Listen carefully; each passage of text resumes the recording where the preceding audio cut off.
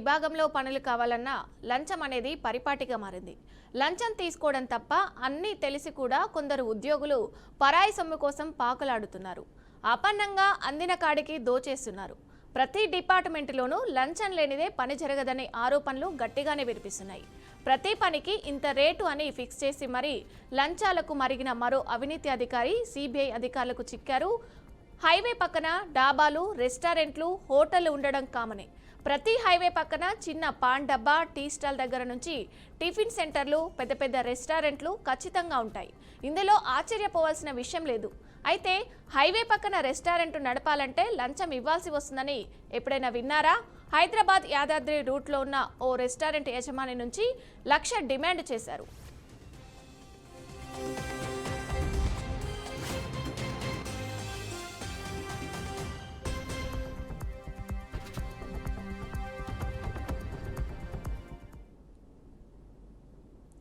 Bibinagar toll plaza పక్కన ఉన్న ఓ restaurant యజమాని నుంచి లంచం డిమాండ్ చేశారు ఎన్హెచ్ఏ అధికారి దుర్గా ప్రసాద్. రెస్టారెంట్ నడుపుకోవాలంటే తనకు 1,00,000 సమర్పించుకోవాల్సిందే అంటూ కండిషన్ పెట్టారు. దీంతో సిబిఐని ఆశ్రయించారు బాధితుడు. బాధితుడిని ఫిర్యాదుతో రంగంలోకి దిగిన సిబిఐ అధికారులు 60,000 లంచం తీసుకుంటుండగా దుర్గా ప్రసాద్ను రెడ్ హ్యాండెడ్గా పట్టుకున్నారు. దుర్గా ప్రసాద్ను అరెస్టు చేసి సిబిఐ అధికారులు ఆయనపై కేసు నమోదు చేసి దర్యాప్తు చేస్తున్నారు. దుర్గా ప్రసాద్కు చెందిన హైదరాబాద్, వరంగల్, సదాశివపేటలో దుర్గా ప్రసాద్ ఇళ్లు, కార్యాలయాల్లో సోదాలు చేపట్టారు.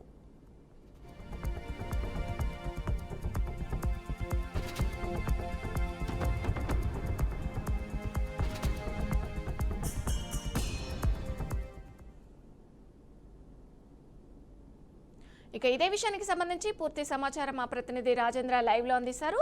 చెప్పండి రాజేంద్ర. Thank you.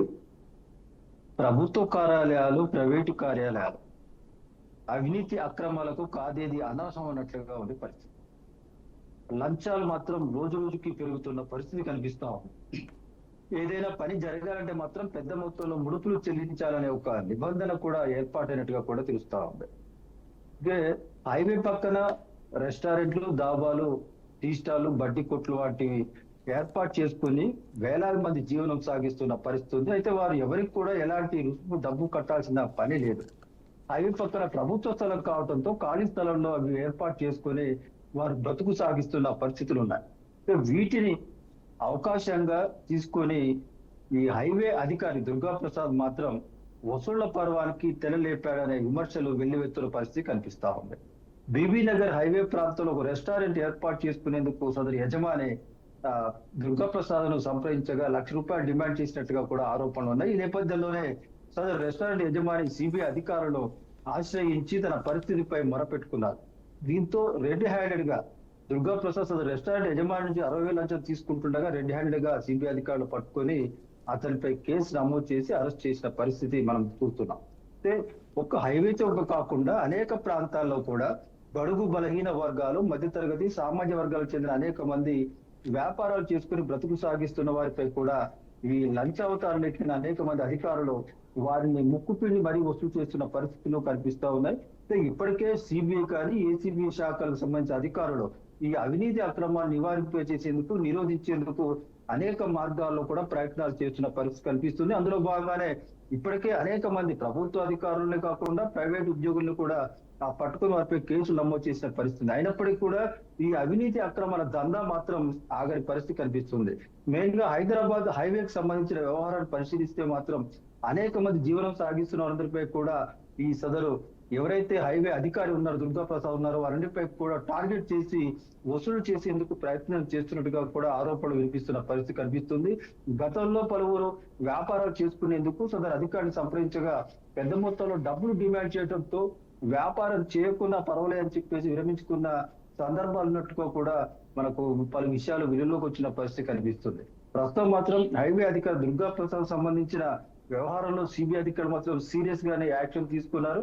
60,000 లంచం తీసుకుంటుండగా రెడ్ హ్యాండెడ్ గా పట్టుకోతలపై కేసు నమోదు చేసి అరెస్ట్ చేసిన పరిస్థితి. అదే క్రమంగా అతను గత కొంతకాలంగా హైవే అధికారిగా వ్యవహరిస్తూ అవినీతి అక్రమాల ద్వారా పెద్ద మొత్తంలో డబ్బు సంపాదించాలనే ఫిర్యాదు ఉండడంతో తనకు సంబంధించిన దుర్గా ప్రసాద్ సంబంధించిన కార్యాలయాలు, నివాస గృహాలు అటు హైదరాబాద్, వరంగల్, సదాశివపేటతో పాటు మరికొన్ని ప్రాంతాల్లో కూడా సిబిఐ అధికారులు తనిఖీ నిర్వహిస్తున్న పరిస్థితి కొనసాగుతుంది. తనకు సంబంధించిన అంటే దుర్గమ్మకు సంబంధించిన అత్యంత సన్నిహిత బంధువులను కూడా తనిఖీ చేసేందుకు కూడా సిబిఐ అధికారులు ప్రయత్నాలు చేసి రంగంలోకి దిగారు. ఇంత పెద్ద మొత్తంలో కూడా దుర్గమ్మకు సంబంధించిన అవినీతి అక్రమాల వ్యవహారాల గుట్టు సిబిఐ అధికారులు రట్టు చేసే పరిస్థితులు కూడా కనిపిస్తున్నాయి.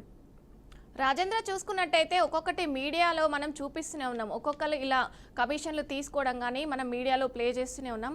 వరుసగా ఇలాంటివి వెలుగులోకి వస్తున్నాయి. అసలు అంటే ప్రభుత్వం చర్యలు తీసుకోకపోవడమా, పోలీస్ వ్యవస్థ నిర్వీర్యంగా ఉందని చూడొచ్చు, అసలు ఎలా అనొచ్చు దీన్ని?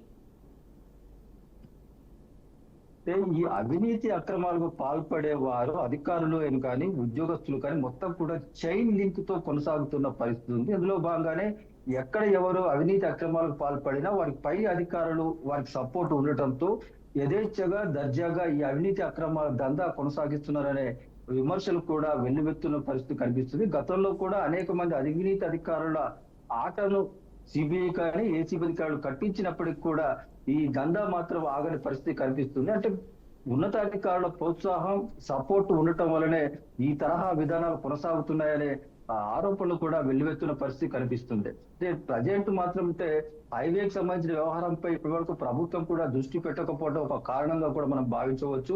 ఎందుకంటే హైవే పక్కన అనేక మంది చిరు వ్యాపారులు, పెద్ద వ్యాపారులు వ్యాపారాలు చేసుకుని బ్రతుకు సాగిస్తున్నారు. చూసి చూడనట్టుగా కూడా ప్రభుత్వ అధికారులు కూడా ఇప్పటి వరకు ఉన్న పరిస్థితి కనిపిస్తుంది. తాజాగా ఏదైతే రెస్టారెంట్ యజమాని నుంచి ₹1,00,000 డిమాండ్ చేసి 60,000 తీసుకుంటూ పట్టుబడ్డాడో దుర్గాప్రసాద్ అనే హైవే అధికారి విషయంతో మాత్రం హైవేపై ప్రభుత్వం కూడా ప్రత్యేకంగా దృష్టి పెట్టే పరిస్థితులు కనిపిస్తా ఉన్నాయి. ఏదైనా రింగ్ రోడ్ డెవలప్మెంట్ కానీ హైవేలు కానీ ఇతర అనేక అభివృద్ధి జరిగే ప్రాంతాల్లో ఎక్కడైనా రెస్టారెంట్ ఏర్పాటు చేసుకున్నా, చిరు వ్యాపారాలు ఏర్పాటు చేసుకున్నా, బడ్డీ కొట్లు పెట్టుకున్నా, టీ స్టాల్స్ పెట్టుకున్నా ఎలాంటి ఇబ్బంది లేకుండా ఉండే విధంగా వారికి సపోర్ట్ చేసే విధంగా కూడా ప్రభుత్వ శాఖల అధికారులు చర్యలు తీసుకునే పరిస్థితి మాత్రం కనిపిస్తున్నాయి. Okay, right. Thank you Rajendra.